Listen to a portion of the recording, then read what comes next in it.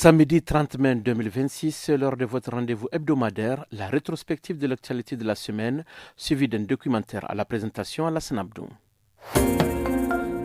Bonsoir à tous. L'actualité cette semaine est marquée par le point de presse organisé par l'Office central de répression du trafic illicite des stupéfiants, l'Octrice, qui a présenté le lundi à la presse une importante saisie de cocaïne réalisée à l'entrée de la ville de Zender. Selon la commissaire de police Rachida Mayaki Boubakar, cette opération menée sur la base d'informations communiquées aux services compétents constitue un record important au niveau national. Commissaire Rachida Mayaki. Sur la base d'informations opérationnelles exploitées, la cargaison a pris départ à Accra, au Ghana, transité par Lomé au Togo, Kandi au Bénin, Sokoto au Nigeria, avant d'entrer au Niger par Konni, Maradi de Zender. La fouille minutieuse effectuée a permis la découverte de 268,045 kg de cocaïne. 8 individus de nationalité nigérienne ont été interpellés. Les perquisitions effectuées dans certains garages et domiciles liés aux mises en cause ont permis la découverte de plusieurs plaques d'immatriculation de différents pays. Les investigations se poursuivent activement afin d'identifier l'ensemble des complices et ramifications de cette organisation criminelle. La rétrospective, c'est aussi les questions sécuritaires. En effet, le ministre de l'Intérieur et de la Sécurité publique, le général de division Mohamed Toumba, participe depuis le 26 mai à la 14e réunion internationale des hauts responsables de la sécurité à Moscou, en Russie. Ce forum de haut niveau qui prend fin ce vendredi réunit plus de 180 délégations. À la tribune, le général Toumba a présenté les défis auxquels le Niger et le Sahel sont confrontés. Il a notamment évoqué la lutte contre le terrorisme, la criminalité transnationale et les menaces informationnelles. Il a plaidé pour des partenariats stratégiques renforcés et adaptés aux réalités du terrain. Pendant ce temps, la population d'Agadez continue de se poser des questions sur la récurrence des coupures d'eau et de l'électricité. Le gouverneur de la région, général de division Ibra Boulama Issa, s'est exprimé lundi après une tournée auprès des fournisseurs nationaux afin d'explorer des solutions. Le gouverneur d'Agadez. Nous sommes à une production maximale de 19 500 m3 pour des besoins aujourd'hui qui dépassent cette capacité. Cela veut dire qu'il faudrait accroître la production en initiant bien entendu de nouveaux forages dans les temps pour que l'année prochaine nous ne soyons plus dans cette même situation. Au niveau de la Sonicha, ce sont des centrales qui sont vieillissantes, qui devaient fonctionner 25 ans aujourd'hui, qui ont plus de 45 ans. Malheureusement, qui sont confrontés à ces derniers temps à des pannes récurrentes. Actuellement, c'est une desserte de 7 MW qui est faite, des besoins exprimés à plus de 17 MW. Ce qui veut dire que la demande est également croissante. Nous sommes en train de voir comment accroître les capacités, notamment en groupe électrogène, ne serait-ce que pour cette période de forte chaleur, pour subvenir aux besoins de la population. Autre aspect de l'actualité de la semaine, les pèlerins venus du monde entier se sont rassemblés au mont Arafat, étape clé du Hajj. Le prédicateur Cheikh Oumar Maman Bachir a rappelé l'importance spirituelle de cette ascension. Al-Hajj Arafat. Donc le Hajj en entier, c'est Arafat. C'est se tenir durant 1 heure d'après le lever du soleil jusqu'au coucher du soleil afin de pouvoir faire vivre ce pilier qui permet au Hajj d'avoir le titre de Hajj. Ainsi donc Arafat où nous sommes, c'est pour invoquer Allah subhanahu wa ta'ala son pardon. Puis maintenant le Tawaf. Le Tawaf qui est le 3e pilier et le Sa'i qui est le Safa et Marwa qui sont les 4e piliers. Mais il faut rappeler que cette nuit, nous la passerons à Muzdalifa. Ainsi, après cette nuitée, nous allons partir vers le premier jour de la lapidation, c'est-à-dire le jour de la fête qui sera demain dans les autres pays. Il sera aussi un jour de fête pour nous autres, après avoir fait la lapidation. On revient à Mina, on se rase, on diminue ses cheveux et on se désacralise une première désacralisation. Après la montée du Arafat, le lendemain, c'est la fête. Et la fête de Tabaski ou fête de mouton a été célébrée le mercredi au Niger. Nos correspondants de Konni, dans la région de Tawa, et Ayoru, dans la région de Tilaberi, se sont entretenus avec quelques citoyens sur la fête de Tabaski 2026, suivant leur réaction. Pour cette fête, nous ne pouvons que remercier Dieu. Grâce à lui, nous avons les moutons pour le sacrifice. L'un de nos objectifs était justement de pouvoir offrir un animal aux enfants. Et puisque c'est désormais fait, nous disons seulement Alhamdulillah.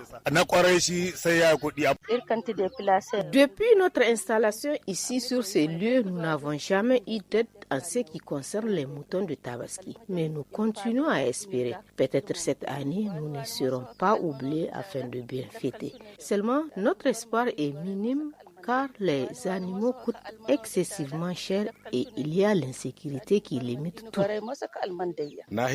Ça fait plus de 20 ans que je célèbre la fête de la Tabaski, mais je n'ai jamais vu une Tabaski avec des prix aussi élevés pour les animaux que cette année. Que Dieu ramène la paix dans le pays et que pour la prochaine Tabaski, les vendeurs soient plus cléments sur les prix des animaux. La fête de la Tabaski, c'est aussi le partage de la viande. À cette occasion, Dr Sani Abdelmajid, imam et prédicateur, explique les règles religieuses liées au partage de la viande du sacrifice.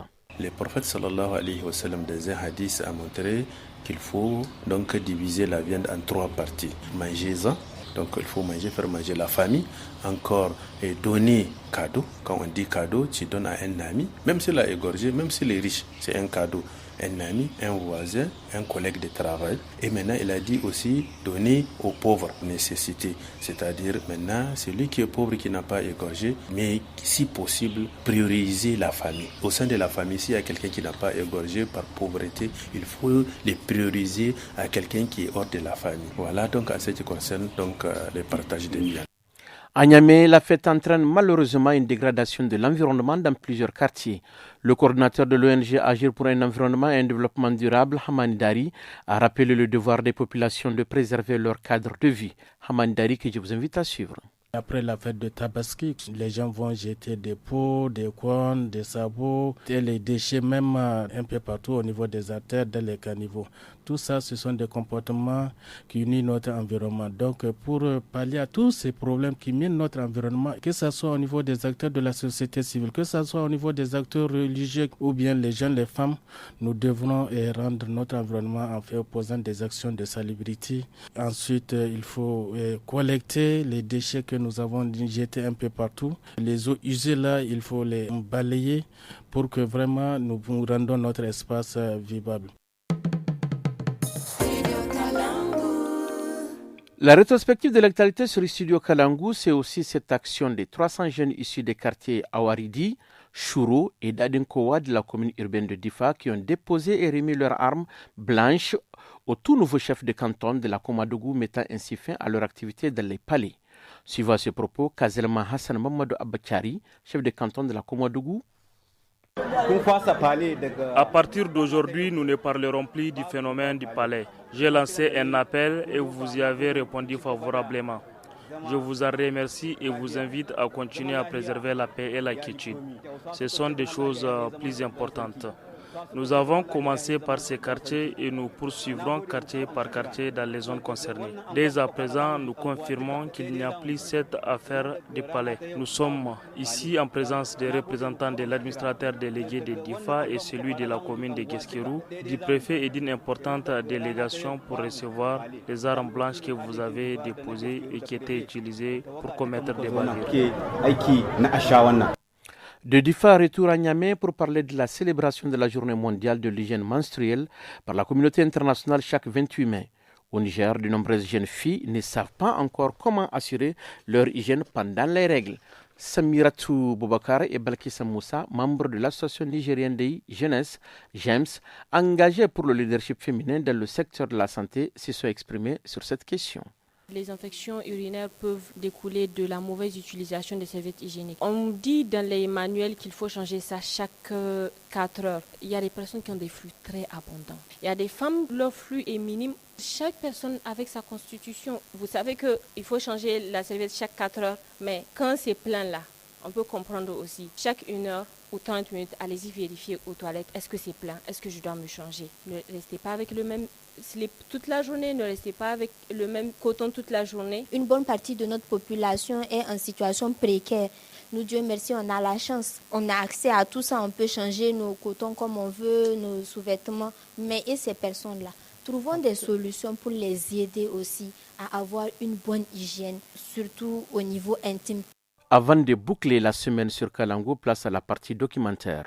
Et oui, le documentaire de ce mois porte sur le parcours médical de Jannat Firdaus Maï Moussa, étudiante en management, option suivi évaluation des projets dans une université privée de Niamey. De ses 4 ans à 18 ans, Jannat Firdaus a subi 12 interventions chirurgicales sans succès. Comment son parcours médical transforme-t-il la vie de cette étudiante en un combat silencieux contre l'opacité, la peur et l'absence d'une explication? Découvrons ensemble son histoire dans ce mini-documentaire réalisé par Adama Dawaki.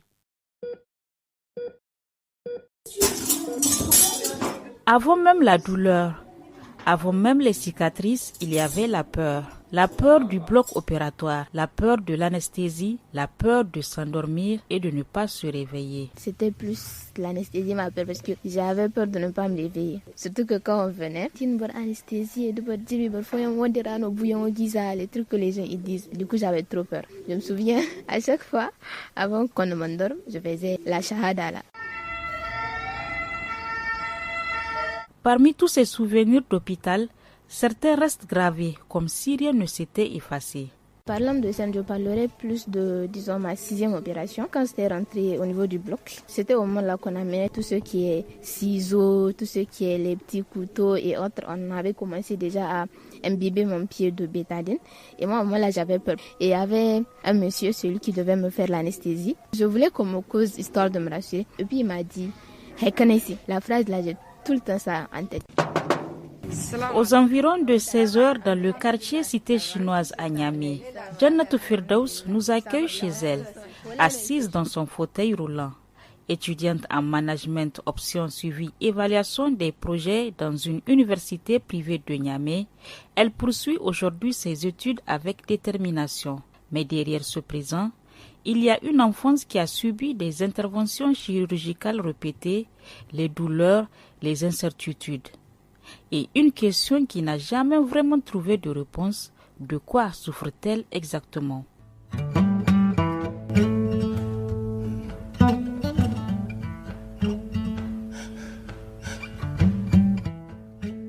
Jannatou Firdaus est une jeune femme comme les autres, mais aujourd'hui, clouée dans un fauteuil roulant, elle est totalement privée de l'usage de ses membres. Pourtant, au départ, rien ne laissait présager un tel parcours. Firdaus n'est pas née avec cette pathologie. D'après les souvenirs de sa mère, les premiers signes sont apparus lorsqu'elle avait environ 2 ans. J'ai été opérée pour la première fois à l'âge de 4 ans. J'étais pas née avec, mais en grandissant, plus précisément vers l'âge de 2 ans, je m'étais réveillée un matin et maman disait que je marchais sur la pointe des pieds.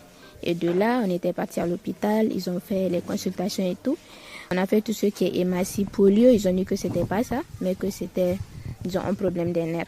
Donc on a commencé par des massages, ensuite des plâtres et finalement, ils ont dit qu'il faut qu'on opère parce que ça causait une déformation au niveau des 2 pieds et des 2 mains. Et ils m'ont fait ma première intervention. La première intervention chirurgicale a eu lieu au centre hospitalier universitaire de Niamey, actuel hôpital Amir Boubacar Diallo. Jannatou Firdaus est encore une enfant pour ses parents. La décision est lourde. Il y a la peur bien sûr, mais il y a aussi l'espoir. L'espoir qu'une intervention mette fin au problème. L'espoir qu'un enfant puisse simplement retrouver une vie normale. Elle disait qu'elle, au moment là, c'est vrai, il y avait la peur et tout, mais elle était plus enthousiaste parce qu'elle voyait sa fille avec des déformations et là, on lui a assuré que ça va juste être une petite opération. Donc elle a accepté, il y avait l'enthousiasme et tout, et ils ont fait l'opération. Donc c'était pendant mes vacances. Après cette première intervention, rien ne s'arrête vraiment. Les années passent et les opérations reviennent. À 6 ans, puis à 8 ans, puis à 10 ans, 12 ans, 14 ans. À chaque fois, l'espoir renaît. À chaque fois, il finit par s'essouffler. Parfois, l'état de santé de Firdaus semble s'améliorer. Puis les difficultés reviennent. Comme si tout recommençait, comme si le corps repassait sans cesse par la même épreuve. Vu que maman me disait que quand on m'opère, à un moment ça va. J'arrivais même à, disons, courir, faire des choses, mais 2 ans après, je reviens à la case de départ. Oui, donc je dirais que c'était des réussites à court terme. Max 1 année, après 2e année, ça revient. Parmi les souvenirs les plus douloureux, il y a aussi ces gestes médicaux qui, pour elle, ont laissé plus qu'une cicatrice. Le jour où on devait me retirer le plâtre et enlever les fils, on avait commencé à remarquer qu'il y avait un fil qui sortait de mon pied. Je ne sais pas, ils ont mal cousu ou bien c'était quel genre de fil. Ça sortait en fait, ça n'a pas pu se dilater, donc il fallait enlever. Et là, il y avait un infirmier, lui aussi je ne vais jamais l'oublier, qui a On avait dit, ok, on n'a qu'à venir, lui, il peut enlever ça sur place. Déjà, le docteur n'était pas là.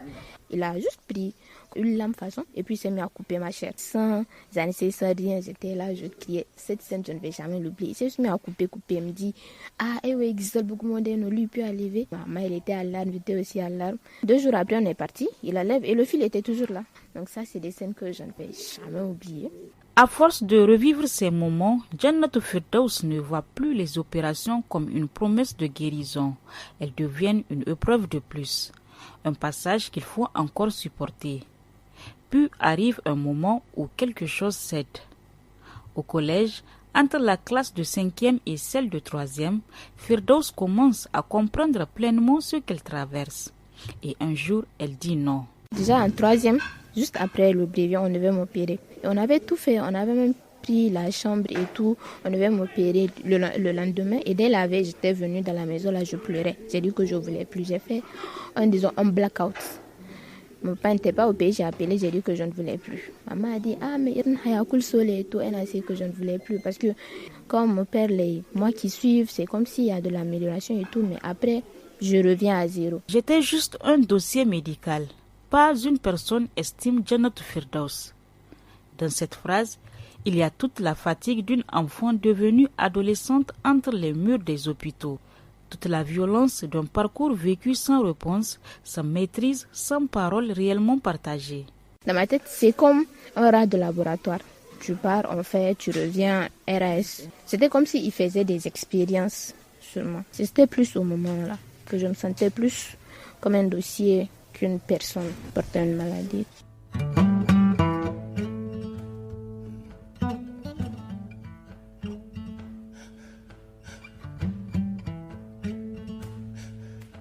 Entre la parole du système médical et celle de la patiente, il existe parfois un vide.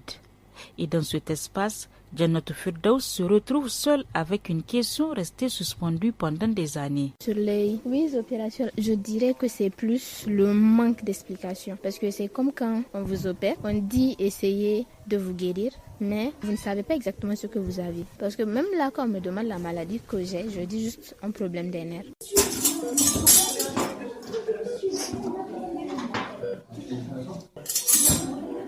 Un problème de nerfs, une formule floue, répétée pendant des années. Mais que signifie-t-elle réellement? Dr Tankari, président du Conseil de l'Ordre des médecins du Niger, explique. Un problème de nerfs, c'est très vague. Sûrement, il y a certaines qui nécessitent, il y a certaines qui nécessitent pas une intervention chirurgicale. Donc, ça dépend du diagnostic, du tableau clinique qui est là et aussi du terrain, du patient. Il y a beaucoup de choses tout autour, quoi. Donc on ne peut pas dire que le nerf doit être opéré ou bien ne peut pas être opéré. Il faut savoir c'est quoi le problème d'abord. Autrement dit, sans diagnostic clairement établi, il est impossible de juger la pertinence d'une intervention. Et pour Firdaus, cette absence de nom devient aussi une absence de repère. Comment comprendre ce qu'on vit quand personne ne vous l'explique clairement?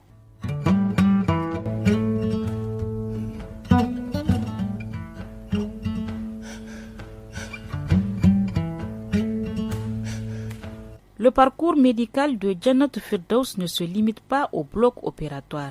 Il a aussi façonné son quotidien, sa manière de vivre, l'école, l'amitié et le regard des gens. Dieu met des gens empathiques autour de moi. Un exemple, j'ai une amie, on était ensemble de la 6e jusqu'en terminale et même là, on est ensemble. Quand on marchait que je tombe, directement ils s'assoient en bas. Les gens ils se mettaient peut-être à rire. Fallait laisser nos cas finir de rire.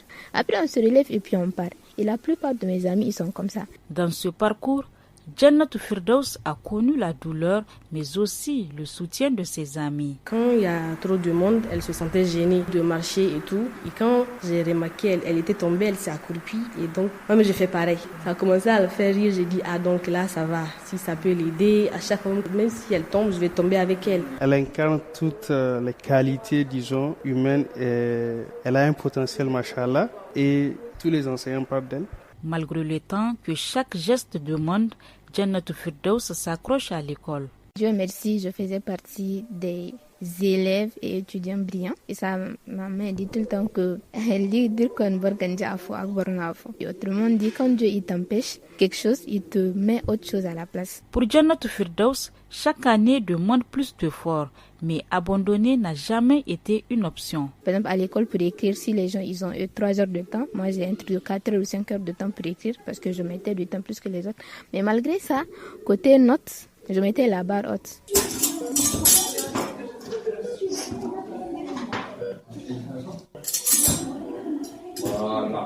Dans son récit, Jannatou Firdaus évoque aussi la pose des plaques de platine dans ses pieds depuis l'enfance. Sur ce point, l'éclairage médical appelle à la prudence et au contexte. Le fait dans les membres d'un enfant de 4 ans, tout dépendra de la raison pour laquelle.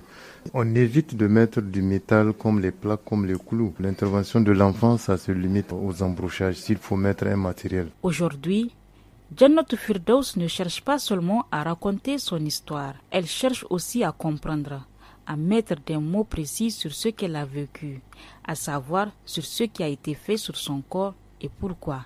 Je ne connais pas son parcours médical, je ne connais pas son histoire de la maladie, je ne sais pas ce qui a été fait sur ses membres. Ce que je veux d'elle, l'idéal, elle peut se rapprocher de nous, de l'Ordre national des médecins du Niger. On peut fouiller le dossier, on peut voir de quoi il s'agit et on peut lui donner toutes les informations. Cette possibilité n'efface ni les années d'attente, ni les douleurs, ni les silences.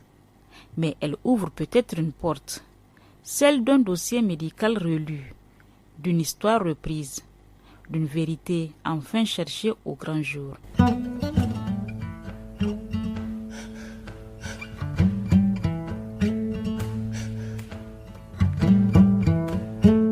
Jannatou Firdaus n'a pas seulement cherché un traitement, elle a cherché une parole claire, un endroit où sa version compte, un chemin pour comprendre, pour nommer ce qu'elle vit et pour se reconstruire. Ainsi s'achève la rétro en français de cette semaine. Excellent week-end à toutes et à tous.